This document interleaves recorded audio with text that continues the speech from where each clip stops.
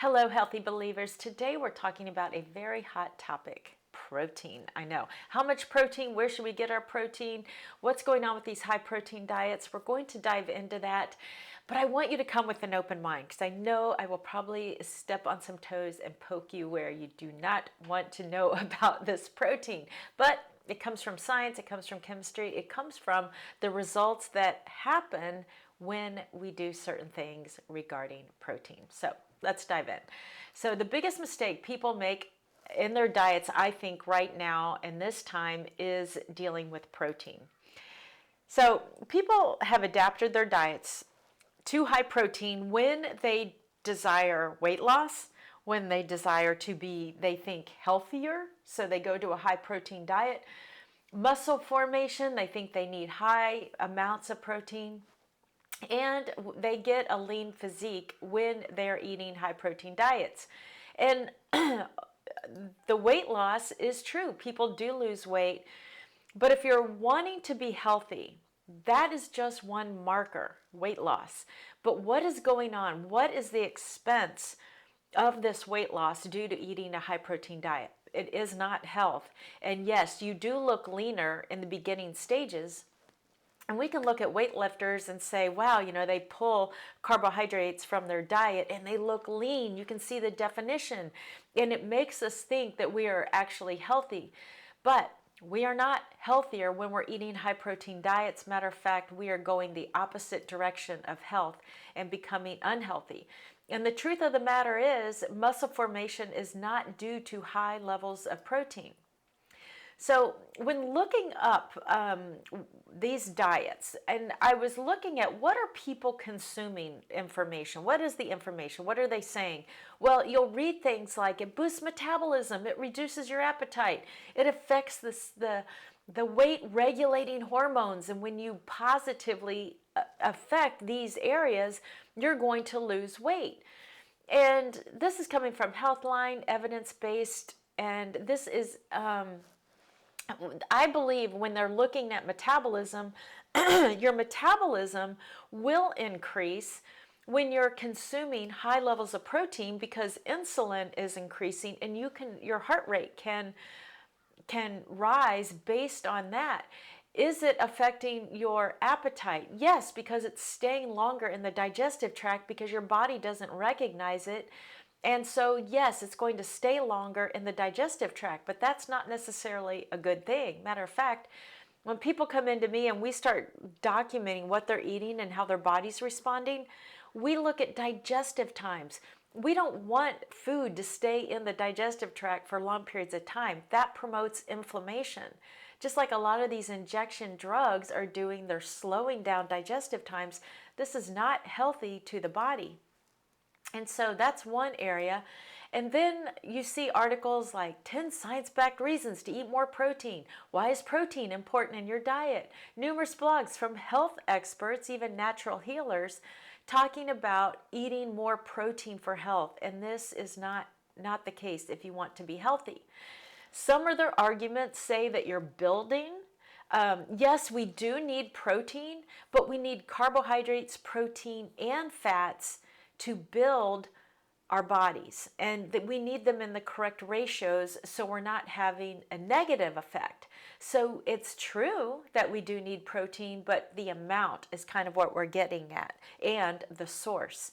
So protein, they're talking about repairing your body is necessary to eat high levels of protein. Oxygenating the body, no.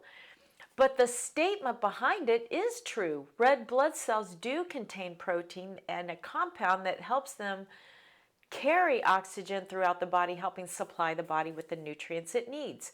Digestion, about half the dietary protein you consume each day is used to make enzymes which aid in digesting food and making new cells and body chemicals, and then to regulate. Protein plays an important role in hormone regulation. Well, some of these are they're like half-truths. We do need protein, carbohydrates, and fats to come into the body. They're broken down. They come into the liver. The liver, the powerhouse, makes enzymes, and these enzymes help. They're catalyst for reactions in the body. But I think where science and where these articles get it wrong is that we're thinking if we eat these high levels of protein, those 5 reactions that happen in the body are going to perform better, and it's actually necessary to have high protein to have those reactions take place.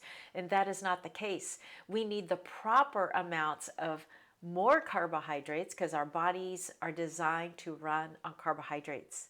We're never going to be a fat burning machine. We can burn fats and have to use fats as our source of fuel when we limit carbohydrates, but our bodies are designed to run on carbon. It's never going to change, but that's how God designed it, and for good reason, because He supplied us with fruits and vegetables to live off of that each have in the correct ratios proteins, carbohydrates, and fats. So the truth is, yes, some of these statements, they are true, but I think they've been misconstrued by many. So, muscle formation. When we're looking at vegan weightlifters, you can look at their bodies and from the diets that they have, I think that's the next slide here, is that they are eating fruits and vegetables, some cooked. Leah, she does have some tofu, but they're eating lots of fruits, nut butters, some beans, some rice, and these are the foods that are building their bodies to have muscle formation, to be competitive against people who are eating animal proteins, to be the desired weight, to be strong in their categories, and to have the definition and strength just like the animal protein weightlifters. So looking at that, that gives us one area to say, hey, let's look at this. Let's look at what these vegan bodybuilders have just as much muscle mass and just as much strength, and they're winning competitions based on this diet of fruits and vegetables and some lentils and beans. Then we look at Dr. Douglas Graham. He has the science that I think is really shaking up the industry around protein. And I'm going to bring that science to you in just a moment. But he, I believe, has completely changed how I look at protein. And even though in my mind I could at times before say, okay, fish is a cleaner source, it's a protein that we can ingest that's going to help fulfill the carbohydrate, protein, fat needs of the body. But that couldn't be further from the truth. That animal protein or fish protein is not the good source of protein for our bodies to have. Matter of fact, it is harmful to our bodies. Yes, Dr. Colin Campbell, he did the research in the China study. I invite you to look at that research that talks about the communities they took, and they took the people that were eating vegetarian diets, plant-based diets, and how well they aged and had no, if little, disease and chronic degenerative diseases compared to the American population that they took the studies from, the Western diet, the standard American diet, where people were getting having heart conditions and immune conditions and digestive issues in the ages of 40, 50, 60 years old. So the science is there. Dr. Herbert Shelton is my top mentor from afar in the thousands of cases of people that changed their diet, took out animal protein, and how well their bodies began to reverse chronic degenerative conditions. So I invite you to look at these the studies from these doctors and the research behind what they did and how people reversed chronic degenerative conditions. So the reason why animal protein harms your health is for number one, animal proteins have enzyme-resistant bonds. This means your body cannot break them down. And if your body can't break them down, you are not digesting them. If you're not digesting these animal proteins, then you are not able to use them. Your body cannot distribute them to help build and repair and strengthen like we think that they're doing. They are enzyme resistant. You do not have the enzymes within your body to break down animal proteins. The second part of this that we know it harms your health is that your white blood cell count goes up. That's almost like infection, alarm, alarm. The body is sending off white blood cells, your army, to go after these foreign invaders that are in the body that the body doesn't recognize. It says, what is this? White blood cell count goes up, and it was documented at 3 million, and it goes up after ingesting animal protein to 15 to 18 million. That's a big difference for your body to respond that way to what you're putting in there. You're thinking you're taking in these proteins to build your beautiful body and help your health, when in actuality you cannot digest these protein bonds, and your white blood cell count thinks it's almost like an infection, and it sends out its army to attack this foreign protein. So for those reasons, I believe animal protein is absolutely off the list of any type of diet if you want to stay healthy. So the degradation of undigested protein in the colon is called putrefaction. If it's a carbohydrate, it's called fermentation. But we're looking at the proteins here, so it's putrefying in your digestive tract, harming the colon, and we wonder why colon cancer has gone up. We wonder why there's so much disease in our digestive tract, all the IBS, the Crohn's disease. Why are people having colons and digestive tracts that are so filled with illness? It is because of these proteins that cannot be digested. It's from the high protein diets and high fat diets. It's from cooked food. It's from food that should not be entering our bodies, let alone, that's not even talking about the chemicals and the toxins from air, food, and water that we're ingesting that is causing harm to our bodies that are beautifully designed to self-heal, which is my next point. People have been documenting recovery from stopping cooked foods, which I already mentioned. These are some of the things that people have documented, and this is coming from, may back up here for a moment, but I have what's called a purification program. It's a redesigned standard process purification program. And the reason I redesigned it is for this very reason of taking out cooked animal protein, which is in their booklet, which I highly oppose. If you are trying to get healthy and you are going through a cleansing program, the last thing I want to recommend to you is to eat animal protein and put that back into your body as a white blood cell rising. That is foreign invader, infection, alarm in the body. That is not how we want to get healthy. And so when someone goes through the 21-day purification program, they are getting healthier. They're eating real food, fruits, vegetables, healthy fats, flaxseed oil, and eating them in the correct proportions, along with some supplementation that's actually helping the liver, helping kidneys, helping you digest your foods better, helping your body heal. So it's increase in energy is what people say they experience. They have loss of unnecessary weight. Their mental clarity improves. Their skin improves. Their fatigue goes away. They have greater stamina when they're working out. Dry scalp goes away. Constipation gone. Shrinking hemorrhoids. Inflammation. Less body odor because there's less putrefaction and fermentation. Less joint pain because there's less inflammation. Eczema gone because your skin is your third kidney and your kidneys are functioning better, so your eczema starts to decline. Itching is gone, heart palpitations gone, less sleep needed because you're actually feeding your body the correct nutrients and it's not wiped out from digesting these unnecessary foods that are actually making your digestive tract work 10 times harder than it should. Skin cancer smaller, dry skin gone, bowel problems gone, hot flashes gone, sinus infection gone, no more migraines.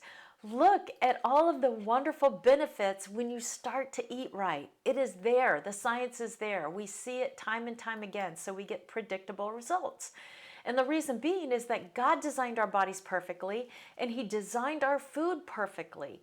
It is noted that he gave us fruits and vegetables, everything we need, seeds that reproduce food for us from the seed, trees that keep reproducing season after season perfect food. And that is how you start to have perfect health, is truly by eating right, feeding your body the right foods, living right, taking care, maintaining your body correctly, and taking care of your heart, which is your emotional and mental health. And when I say the heart, I mean your mind, conscious, subconscious, your data, your memory, taking care of your mind and taking care of your soul, your heart. And how I do that is through biblical principles, because God has designed our bodies beautifully and He's given us the Bible, everything that we need to know to answer every question that we could come up against. I think it is the perfect combination.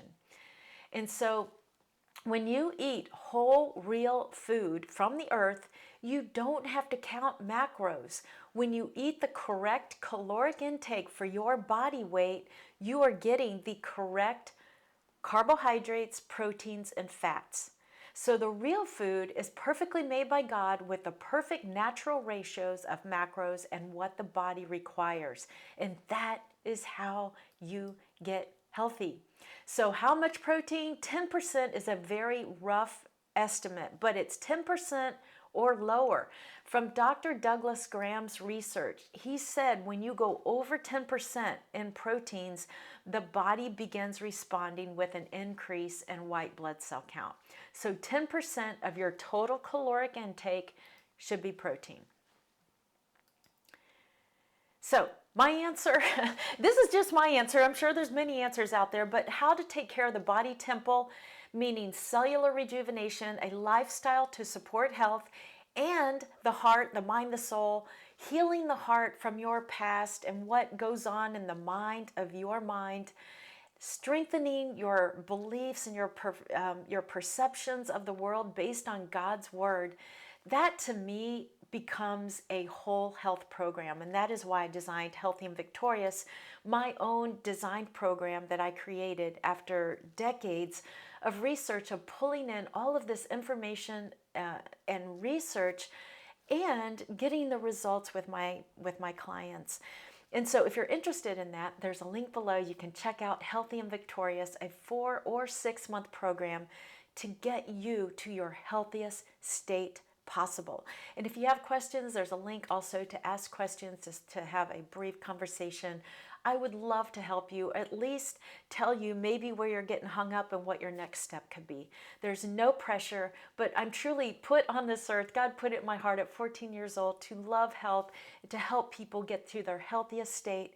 And God has guided me on this journey to help people get closer to God, build that relationship, and build your connection to the Word of God, so you have emotional and mental wellness like you've never felt before. So if you want more information, there's links below. Otherwise, I hope you enjoyed this. Do your own research. Don't you have to take my word for it. But when you go to those resources of Dr. Herbert Shelton and Dr. Douglas Graham, and start looking at the evidence of what happens when people eat correctly, real live foods from the earth, I don't think you can deny that the results are there. So I hope you have a wonderful day. I love you, and I will see you on the very next video. Bye for now.